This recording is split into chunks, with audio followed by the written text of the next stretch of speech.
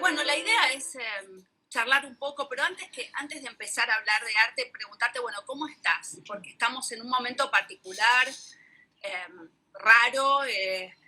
¿Cómo están ustedes viviendo la cuarentena allí en Lima, en Perú? ¿Estás en Lima? Sí, estoy en Lima. Bueno, todo esto es muy duro, Ujú.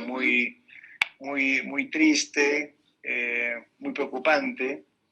Eh, me da la impresión que lamentablemente todavía, por lo menos en países como Perú, lo más complicado está por llegar. Ujú. Entonces, son épocas muy duras y, y seguro que nos traerán muchas lecciones Sí, de, de lo que se ha hecho y lo que no se ha hecho como país, ¿no? Como sociedad, en muchos aspectos. Pero al mismo tiempo, esa parte que suena como crítica también me parece como optimista en el sentido de que habrán lecciones de aquí hacia adelante sobre lo que tenemos que cambiar en varios aspectos, ¿no? En el aspecto del sector público, en el aspecto de sociedad, de civismo, solidaridad, sí, atención al prójimo, en fin, ¿no? Pero sí, bueno, sí, sí, sí, totalmente, retadores. totalmente. Por aquí también algo parecido. Creo que, digamos, a nivel mundial viene siendo un momento de, digamos, la máquina paró, el engranaje, ¿no? Se detuvo y nos pone como en un lugar realmente de repensar muchísimas cosas, ¿no? Muchísimas cosas. Pero bueno, es un alivio y una alegría saber que estás bien, que vos y Gracias. tu familia, tus afectos están bien. Yo, por suerte, por aquí también. Y la verdad es que, bueno, también hay que reconocer que nos toca a cada uno, a vos, a mí, cada uno desde su lugar, digamos, también es un poco un privilegio, somos privilegiados, ¿no? En este sentido estamos haciendo una cuarentena en hogares que son cómodos, que son confortables y rodeados incluso de arte, de libros, de música. Ahí veo los tuyos, vos ves los míos. Eh, la verdad que, bueno, sabemos que en Latinoamérica no todo el mundo, por supuesto, la gran mayoría no están pudiendo pasar la cuarentena obligatoria y necesaria para resguardar su salud de la misma manera que nosotros, y eso también me parece que es importante tenerlo en cuenta, ¿no? Cuando incluso uno se queja de que está harto de estar encerrado, cosa que, bueno, que es real, porque sí, ya llevamos aquí en Buenos Aires, llevamos 50 días, hoy es el día 51, y por supuesto que uno está un poco ya con ganas de volver a la normalidad, pero también hay que tener en cuenta esto, ¿no? Vivimos en sociedades muy desiguales, la tuya, la mía, y me parece importante eso tenerlo en cuenta, ¿no? Cuando a uno le agarra como ya el hartazgo, saber que dentro de todo, bueno, tenemos resto. Eh, y bueno, nada, a ver, la idea hoy era conversar un poco, hubiera sido fantástico poder hacer esta charla en persona y ojalá que lo podamos hacer alguna vez, realmente me encantaría conocerte en persona, eh, pero la idea era, digamos, charlar un poco y preguntarte a ver de cómo vos definirías el coleccionismo de arte contemporáneo en Perú, ¿no? O sea, por ejemplo, en Argentina, si uno tuviese que definir o ensayar una definición de coleccionismo de arte contemporáneo, aquí el ecosistema es un ecosistema relativamente pequeño, todos se conocen, todos nos conocemos, digamos, y es un coleccionismo que si yo tuviera que definirlo, lo definiría como más afectivo que profesional, ¿no? Se mueve más por afectos y por pasiones, ¿no? Por vínculos afectivos también, que este coleccionismo más profesional. Eh, Algo así pasa en Lima, en Perú. ¿Cómo lo definirías vos al coleccionismo de arte contemporáneo allí? Eh, Mira, yo creo que el mundo del coleccionismo en el Perú ha estado profundamente influenciado por el Mali, por el Museo de Arte de Lima, en el que hace ya unos más de 10 años se formó un comité de adquisiciones. ¿Por qué? Porque efectivamente Perú venía de décadas muy malas, hablando de crisis. Bueno, nosotros somos unos expertos en crisis, ¿no? Nosotros somos unos sobrevivientes en Perú. No vamos a competir entre argentinos sí, y peruanos con la crisis porque tenemos exacto. Pero, ¿no? Sí. Cada uno tiene lo suyo. Entonces, nosotros no nos quedamos atrás en eso y veníamos entonces de épocas muy malas. El coleccionismo era muy incipiente en el Perú. En los 90 la cosa económica comienza a mejorar y junto con eso comienza a haber capacidad como país, como sociedad, para generar un proceso de coleccionismo. De hecho, en mi caso en particular fue similar. Yo a mediados, finales de los 90, regreso de Estados Unidos y comienzo a darme cuenta que había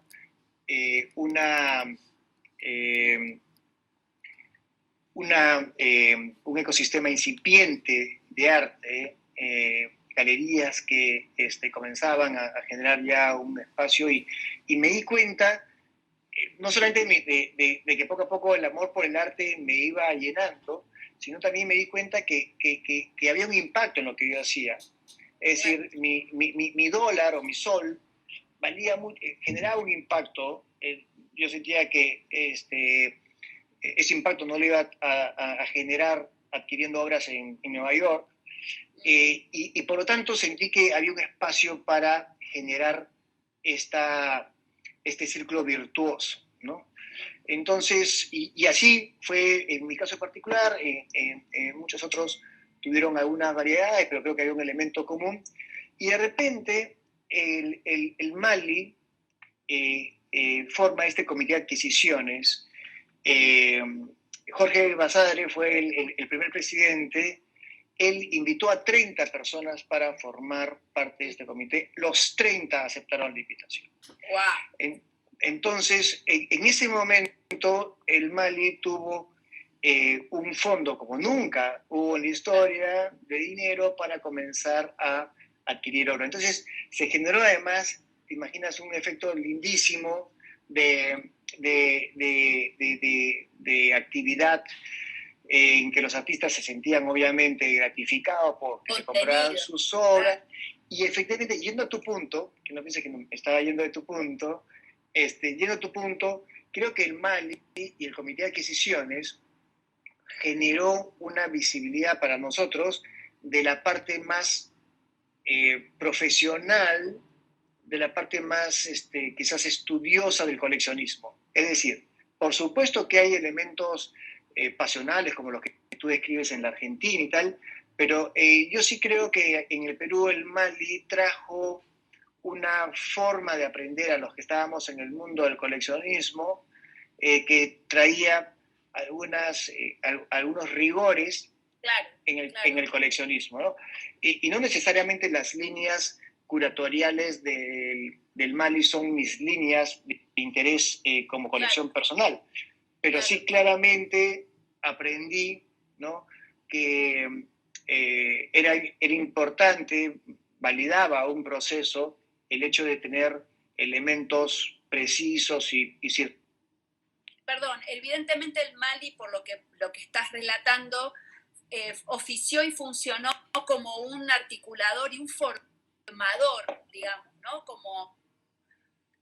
Como brindando una cierta formación al coleccionismo de arte contemporáneo en Perú, ¿no? Como un elemento no solo, digamos, aglutinador, sino también como de formación, y capaz que ese rasgo es bastante distintivo, ¿no? En el coleccionismo actual, ¿no? De Seguro. Perú.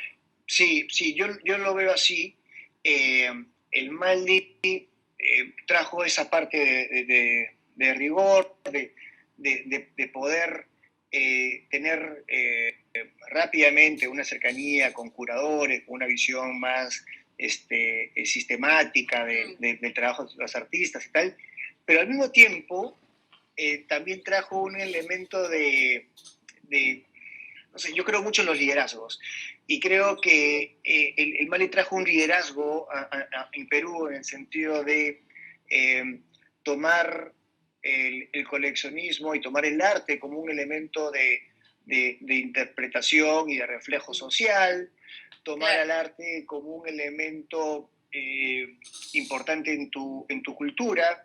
El Perú, en eso sí no podemos competir con la Argentina en fútbol, lamentablemente, pero el Perú en comida sí. Entonces, el arte también se comenzó a engarzar como un punto importante de orgullo nacional, sobre todo con un elemento muy particular, y es que el arte contemporáneo, el arte contemporáneo como un elemento de orgullo nacional, eso me parece alucinante.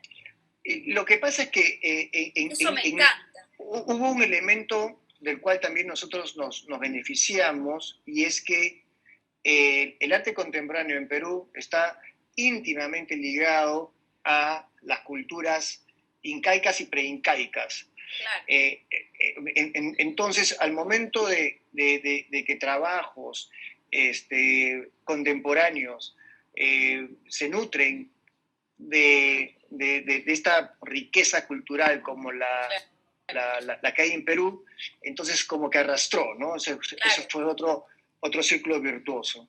Claro. Entonces, esa fue una parte importante del trabajo del Mali. Y también la otra que te decía, el liderazgo, en el sentido de que se formó pues un grupo de gente que de manera sistemática comenzamos a ir a ferias juntos, bueno, a Arte Va, te imaginas, varias veces, muchas veces, a muchas ferias por todos sitios, haciendo ruido, que también posicionó al Perú, creo, como siendo un país, digamos, bastante reciente en temas de este tipo, lo comenzó a posicionar como un punto de referencia importante, ¿no? Claro. Y para nosotros, digamos, lo más digamos, impactante fue Arco Madrid, ¿no? Claro, el año pasado. ¿Por qué? Porque fue como una especie de mundial de fútbol para nosotros, en el sentido de que marcó mucha presencia peruana en Madrid. Tuvimos muchas muestras de arte, artistas importantes en muchas galerías, artistas jóvenes en distintos lugares. Una visibilidad súper importante. Increíble. Nosotros mismos mostramos parte de nuestra colección, la presentamos en Madrid junto con otros 3 coleccionistas y con Ela Cisneros Fontanals, y hicimos una muestra representativa del arte contemporáneo que estuvo, digamos, muy cuidadosamente organizada por Max Hernández, que fue el curador de la muestra, y el Mali, que hizo simultáneamente 3 muestras, ¿no? Una en el Reina Sofía de Amauta, hizo una muestra de arte amazónico, en fin, fue una cosa fantástica. Fue un despliegue de visibilidad bien importante.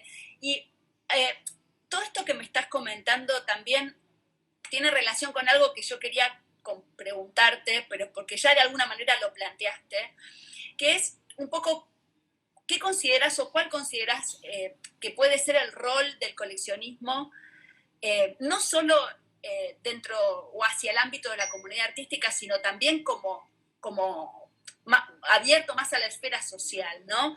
O sea, el coleccionismo es una práctica que en general el común de la gente lo asocia con elites, digamos, ¿no? Y grupos de gente adinerada, ¿no? O sea, pero me interesa porque aparte sé que tenés una residencia de artistas, que fundaste una residencia de artistas próxima a tu domicilio, y eso me llevó a pensar que un coleccionista como vos, que funda una residencia de artistas, evidentemente tiene una idea del rol social del coleccionista que no es por ahí la que circula más habitualmente, ¿no? Ahí hay algo que por lo menos me intuyo que va más allá de adquirir, ¿no? Va más allá de comprar, que es la práctica lógica de cualquier coleccionista, compra, adquiere y va conformando una colección. Pero me parece que hay algo más, ¿no? En tu mirada o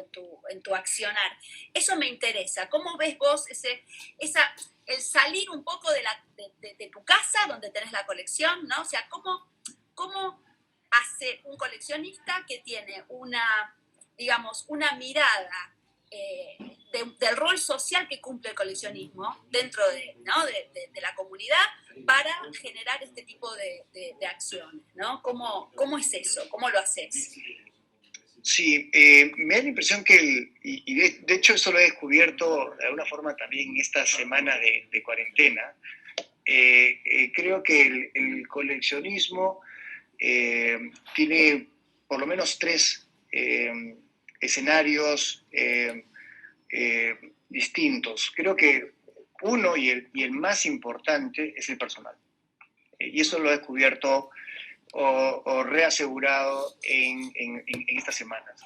Tener efectivamente, como tú dijiste al principio, el privilegio de vivir rodeado de arte y que cada obra que tenemos aquí en casa nos traiga tanto enriquecimiento personal, tanta historia, tantos recuerdos, tanta formación de lo que hemos podido lograr como personas, como familia, en fin.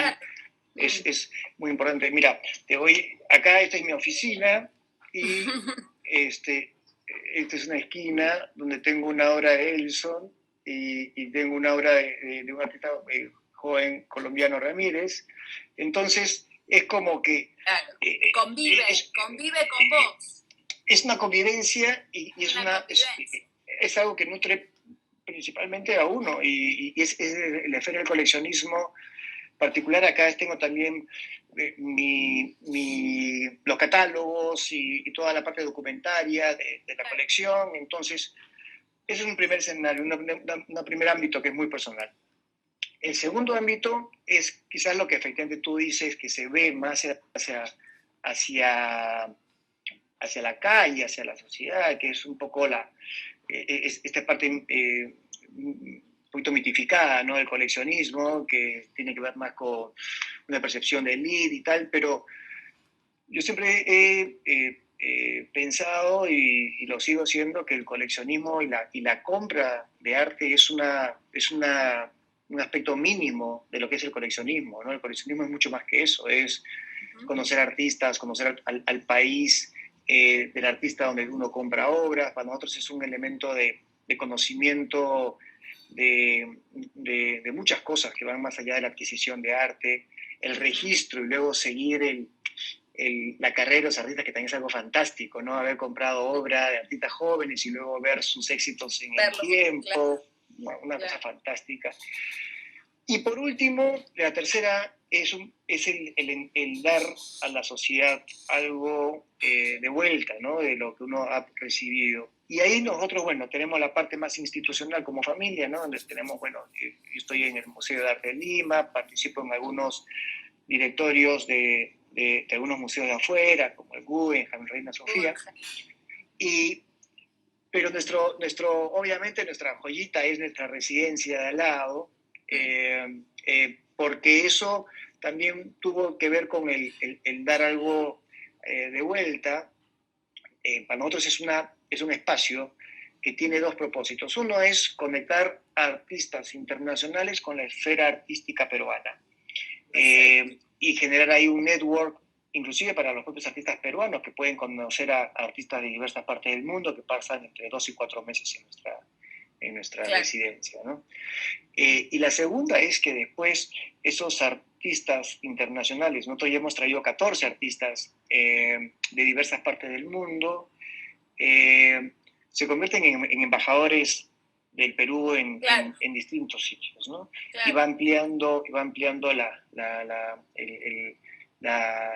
network para, obviamente para los artistas, para curadores peruanos, para coleccionistas peruanos y tal. Entonces es como una especie Claro, claro. de generador Me gustó mucho esto de al lado, residencia de al lado, porque está al lado de tu casa. al costado de la casa, sí. Sí. Eso está bueno, o Literalmente. sea, Además, porque no es que está cerca, está literalmente al está lado. al lado, claro, está al lado de Sí. tu, o sea, que evidentemente no, o sea, sí o sí hay una proximidad física y real con los artistas que se van a quedar allí a trabajar y a hacer obra. Eso, por eso te decía lo del rol social, porque con esas decisiones, ya la decisión de una residencia ya marca algo, pero que la residencia además esté al lado de tu casa, ya me está hablando de, ¿no? De una mirada muy empática, ¿no? O sea, no podrías haberla fundado la residencia realmente en cualquier parte, ¿no? Pero ponerla al lado de tu casa, para mí es un gesto muy lindo, es un gesto, digamos, que dice mucho, ¿no? De una forma de abordar y de practicar el coleccionismo. Eh, y me imagino que, bueno, si está el artista al lado de tu casa, hay una relación, ¿no? Se va hablando de una relación. Y esto me lleva a preguntarte esto, ¿no? O sea, un poco tu colección, que no conozco y que ojalá pueda conocer en el futuro, eh, ¿cómo es esta relación de la colección con la residencia, digamos? O sea, eh, algunas obras que se gestan en la residencia pasan a formar parte de tu colección o no necesariamente. ¿Cómo es cómo dialogan, digamos, la colección con la residencia, ¿no? De artistas? Sí, en un principio yo la imaginaba más independiente. Eh, lo, Nuestra colección, de hecho, ha ido migrando. Comenzó por esto que te decía de generar impacto en la sociedad peruana. Comenzó con una colección de arte contemporáneo peruano. Uh-huh. Luego se expandió a arte contemporáneo latinoamericano, Uh-huh. desde México hasta Chile. Eh, Progresivamente, inclusive, terminamos de comenzar a coleccionar arte brasileño, que ha sido lo que hemos estado, digamos, en Latinoamérica mirando más los últimos años. Y, y, y, como que estábamos un poco lejos del arte fuera de Latinoamérica, no por falta de interés, sino por mantener el foco y Claro. una consistencia, una disciplina. Disciplina que poco a poco hemos ido también rompiendo, la verdad, pero bueno, el enfoque era ese. Entonces, nuestra idea más bien de la residencia era hacerla, obviamente latinoamericana, pero internacional, y comenzamos trayendo artistas alemanes, polacos, no vinculados, españoles, no vinculados tanto con el foco de la colección. Y de hecho, eso yo tenía que ser mantenido parcialmente. Yo diría que una parte del trabajo de artistas de la residencia sí ha integrado la colección, otra parte no. Y también ha sido ha sido un cambio para nosotros mismos, porque fíjate que nosotros como coleccionistas hemos estado, quizás por esta forma de aproximación que te mencionaba al principio, vinculada a la del Maldi, hemos estado más al principio enfocados en la obra y en el registro que en la parte en que el artista, ¿no? En el sentido de no lo hacemos con tanta frecuencia.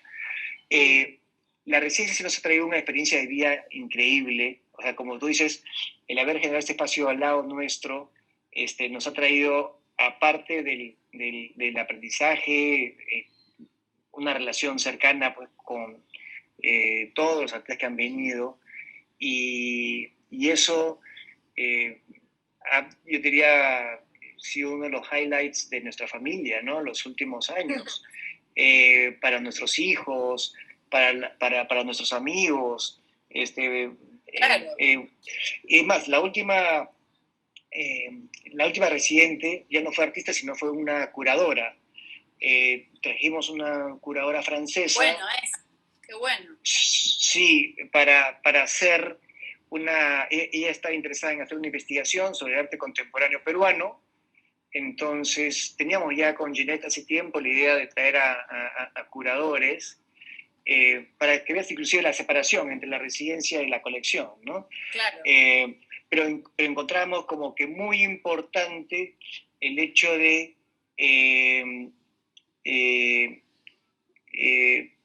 que alguien, digamos, también viera a la residencia como un espacio para investigaciones y para reflexiones, claro, más allá de la producción de obras de arte. Claro, claro. No, la verdad, alucinante. Y un poco yendo a algunas preguntas personales, porque en Perú probablemente todo el mundo te conoce mucho, pero quizás nos están escuchando también de otros lares. Y sé que coleccionás hace aproximadamente más de 20 años, pero ¿de dónde vino, digamos, de dónde es que te picó a vos el bichito de coleccionar? Digamos, ¿venís de una familia que ya coleccionaba o no? ¿Cómo fue, en todo caso, si no venís de una familia de coleccionistas?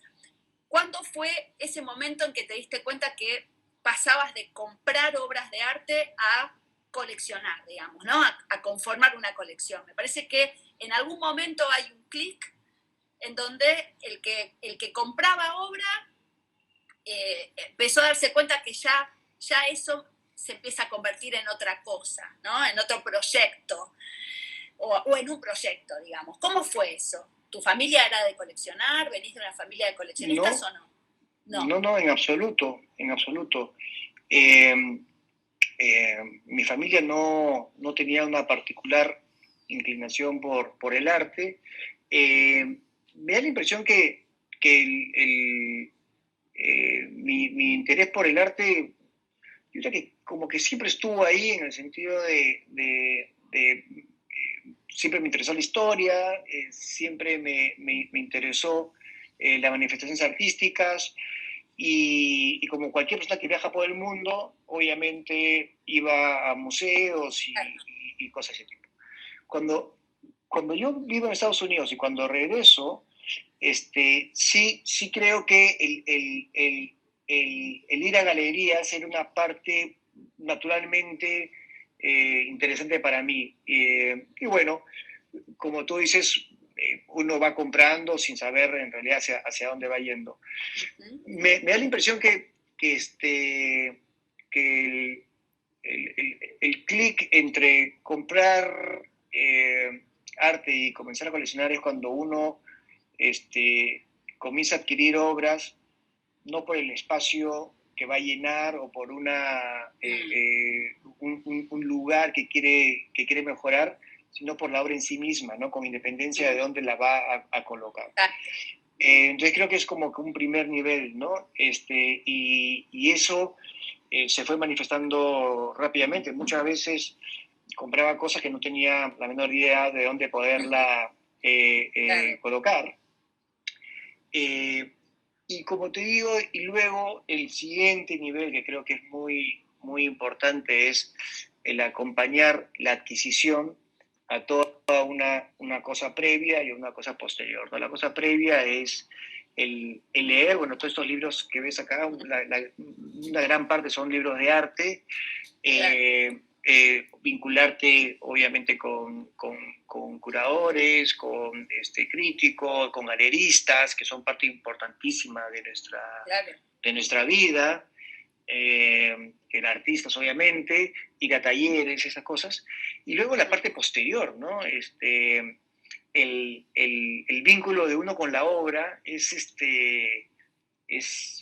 irrompible. Entonces nosotros tenemos la suerte de entonces que bueno, tengo mucho espacio. Es un estudio de abogados. Para quienes no conocen, no te conocen, un estudio de abogados especialista en temas financieros, ¿verdad? Sí, entre otras cosas, sí. Y bueno, si tú vas a la oficina, al estudio, estudio no parece un estudio de abogados. Hay mucho arte contemporáneo. Mucha obra. Está bien. Mucha obra. ¿Cómo es la reacción de tus clientes, por ejemplo?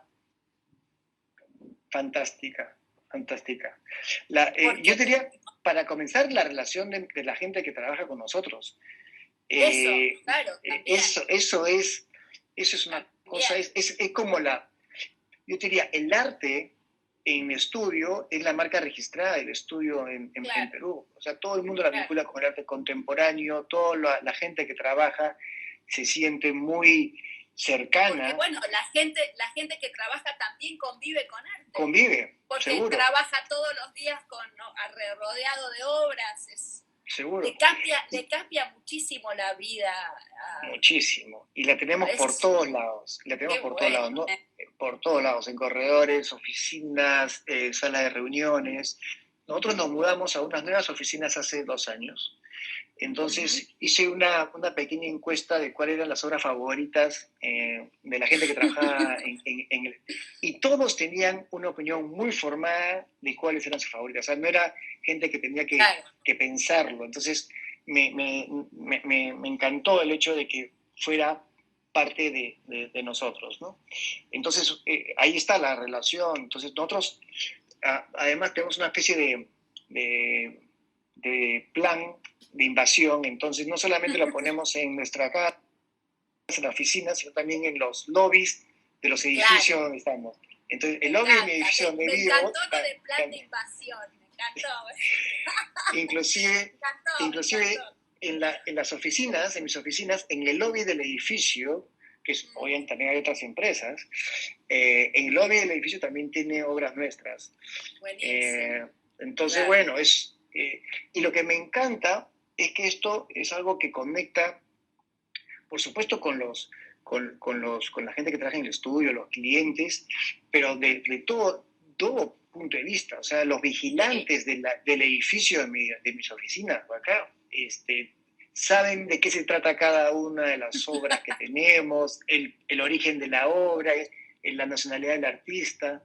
Entonces es una forma de que la gente se acostumbre. Es una forma de vinculación, o sea, porque genera vínculo, digamos, genera comunidad, ¿no? Eso es lo que de alguna manera se escucha que genera, como vinculación entre sí, entre las personas, y una sensación como de comunidad, de pertenecer, ¿no? De pertenencia a una comunidad especial, ¿no? En este caso, bueno, marcada por el arte, ¿no? Sí. Está buenísimo. Sí, y eso sucede en Lima, en Perú, con todo lo que te contaba del coleccionismo, pero yo creo que es un elemento que se va repitiendo en distintos lugares, ¿no? Con mayor volumen o menor volumen, pero creo que es algo que es muy fácil de repetir. Y yo lo veo en escalas muy grandes o en escalas menores. El año pasado, por ejemplo, fuimos cada uno con su capacidad, claro, digamos, claro. El año pasado nos invitaron a la Feria Córdoba, por ejemplo. Y fuimos a la feria y encontramos un ecosistema pequeñito, pero súper rico, ¿no? ¿Viste? Sí, super Córdoba rico. Es genial. Genial, la pasamos. Lo conociste a Lorenzo, a José Luis, obviamente. Sí, claro. Sí. Pudimos ver también su espacio. Toda la gente que está ahí en Córdoba, Flaca Eugenia, todo es una cosa increíble. Todos los coleccionistas londeros, o sea, Córdoba tiene un ecosistema muy, muy singular, muy particular, muy activo, muy dinámico, y eso, o sea, vos ahí reconociste como algunas similitudes con como es el ecosistema, digamos, en Perú. Lo que pasa es que cuando yo, porque cuando yo me refiero a ecosistema, efectivamente me refiero a esos espacios en donde están, digamos, todos los agentes del arte vinculados de manera colaborativa, ¿no? Entonces, en donde las galerías, los coleccionistas, muy importante, los amigos, y los amigos, los coleccionistas, porque claramente no todos van a ser coleccionistas, claramente no todos van a ser artistas, o sea, no es necesario que todos tengan ese carácter. No, claro. Lo que es interesante es que los que no siendo actores, digamos, más activos en ese ecosistema, claro, sí estén rodeándolo, estén ¿no? rodeados y nutriéndolo, ¿no? Y participen, nutriéndolo, claro, ¿no? claro, por Entonces, supuesto. eso es lo que yo encontré allá, encuentro lo que estamos haciendo acá en Perú, y creo que eso sí lo diferencia de manera muy clara de lugares donde uno va, en donde puedes tener esos actores, pero no hay ese ecosistema que los rodee y que les dé esa potencia. Claro. Es como si fuese lo que liga, ¿no? Cuando uno cocina y hace el ligue, ¿no? Lo que liga un ingrediente con el otro, digamos, es esto que estás diciendo, ¿no? Esta como suerte de energía o de dinamismo que se va generando que es súper es incorporar una obra a tu colección, ¿no? ¿Cómo dirías que es tu criterio, digamos, para tomar esa decisión? ¿Es más racional? ¿Es más sentimental? ¿Lo conversás con tu familia? ¿Es una decisión que haces más en soledad? Tengo entendido que tu mujer, tu esposa Ginette, también, digamos, te acompaña mucho en este proyecto de coleccionar, cosa que me parece bárbaro porque me parece que es un súper placer compartir eso con quien además uno comparte la vida, ¿no? Pero ¿cómo son esos criterios y cómo es esa dinámica cuando adquirís una obra, ¿no? Sí, el proceso de adquisición tiene varias etapas. De hecho, las decisiones de adquisición las hacemos siempre Ginette y yo. Y coinciden, y curiosamente en el 98% de las veces coincidimos.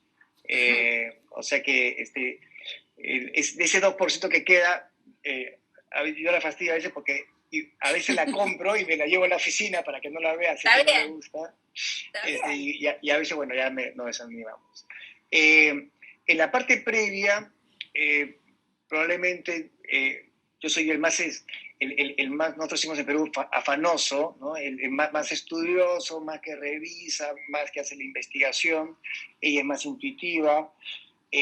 Siento que ella tiene mucho mejor memoria que yo. Y recuerda, esa pieza sí la vimos en tal feria, o la vimos en tal museo, o nos la mostraron en tal sitio.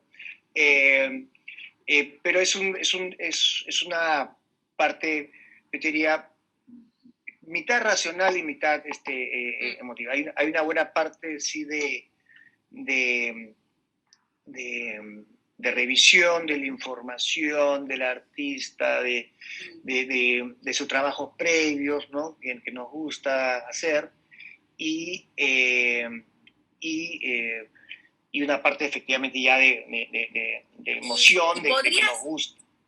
¿Y hay alguna línea que vos identificás en tu colección? O sea, que se la hayas dado conscientemente o no, no sé, más ligada a qué? ¿A qué ves, digamos, ese conjunto de obras orientado hacia donde hay algún tipo de orientación temática o no? No hay. No por ahí. No hay.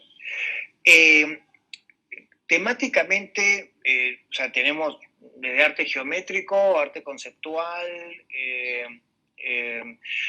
tenemos arte minimalista y tenemos también arte expresionista e hiperrealista, de todo.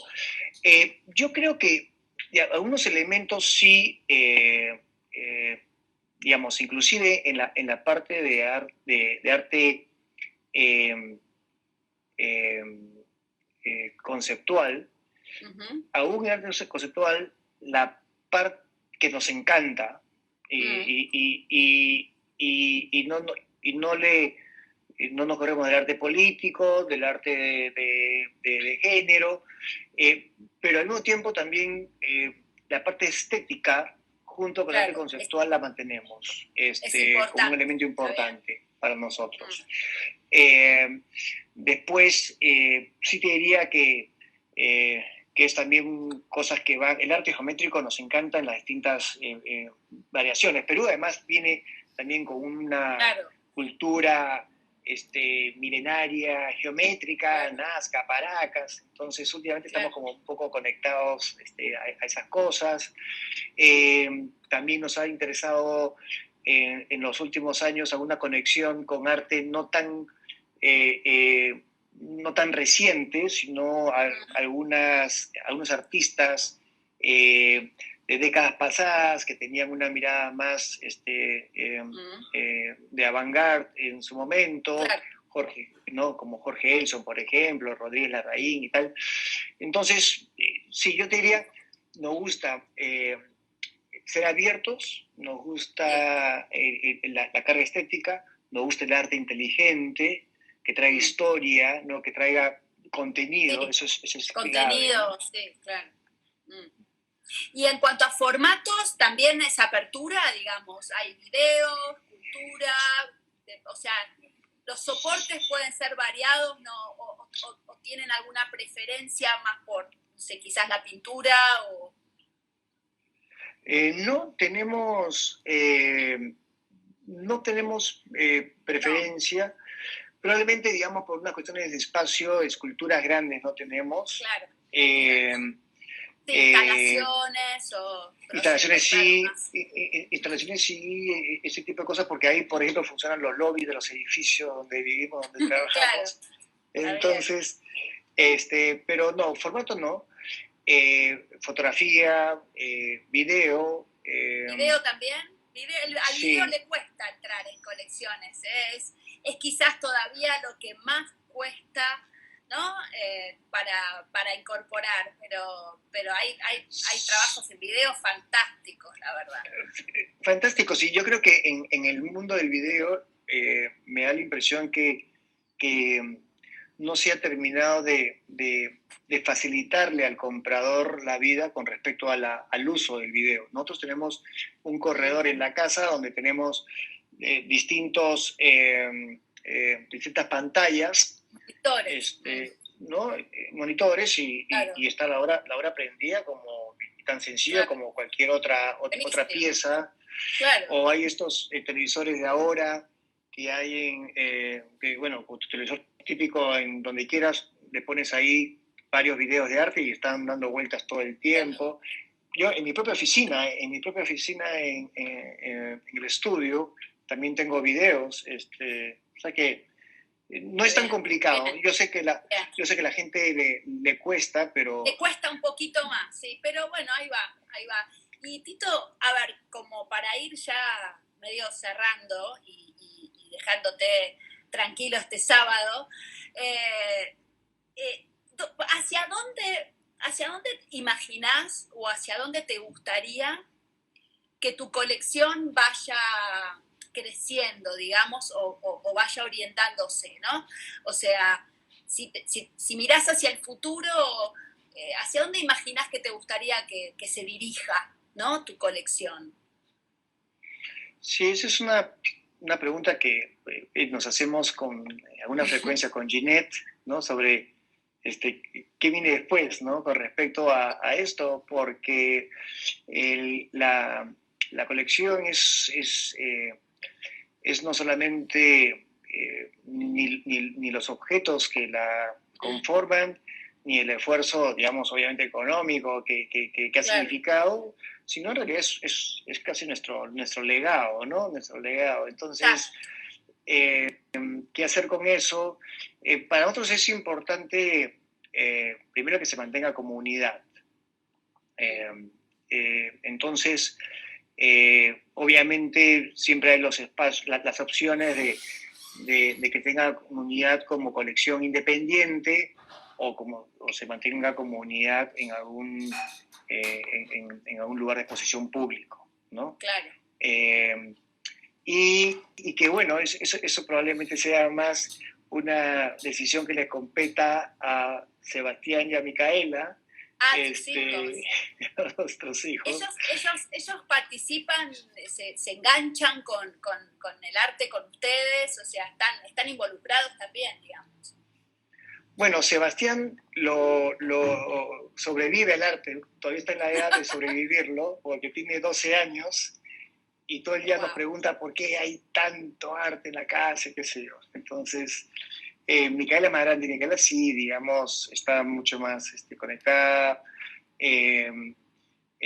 pero igual, yo creo que el terminar de apreciar o el verdadero significado de una colección toma tiempo, ¿no? Sí. Toma tiempo.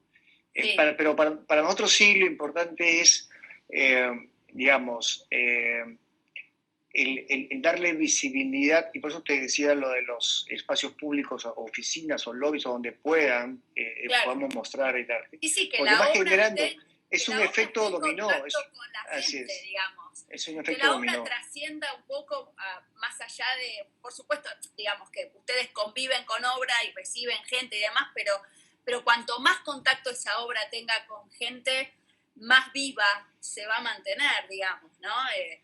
Pero sí, me imagino que debe ser toda una preocupación linda, no una preocupación en un sentido pesado ni negativo, sino una ocupación, ¿no?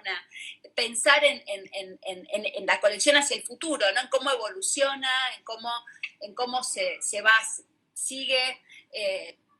Es un trabajo también, o sea, es una linda ocupación, lleva energía, pero al mismo tiempo da mucha satisfacción. Seguro, porque este trabajo no solamente significa esto que te hablábamos de adquirir y tal, sino muchos viajes, mucho de conocer gente fuera, nuestra participación en los museos. Es decir, hay muchas cosas que están que son necesarias alrededor de la colección, ¿no? Micaela, Sebastián, pues han sufrido el caminar por ferias, horas de horas. Estoy seguro que no lo recuerdan con mucha alegría. Pero es así, es así como ese ADN se va formando, ¿no? Se va depositando y se va generando, sí, claro. Sí, claro, habían casos, estábamos en Freeze, en Nueva York una vez, y ya Sebastián estaba cansadísimo, entonces lo dejamos en el lounge, nos fuimos y cuando vimos se había hecho una performance prácticamente de arte alrededor del lounge. En fin, seguro que va a terminar siendo parte de toda su vida. Y sí. Bueno, Tito, muchísimas gracias por esta charla, fue un placer y digamos, te comprometo a conocernos personalmente cuando pueda viajar a Lima y hablar de conocer tu colección, que me encantaría. Y bueno, gracias, la verdad. Un placer charlar con vos, la verdad. Un placer. Muchísimas gracias. Y bueno, creo que todos esos cambios que nos trae esta situación hace que todos nos tengamos que resetear y en ese sentido el arte, el mundo del arte, la galería, las ferias, las colecciones, todos tenemos que hacer este cambio de chip y la vida continúa y para adelante, ¿no?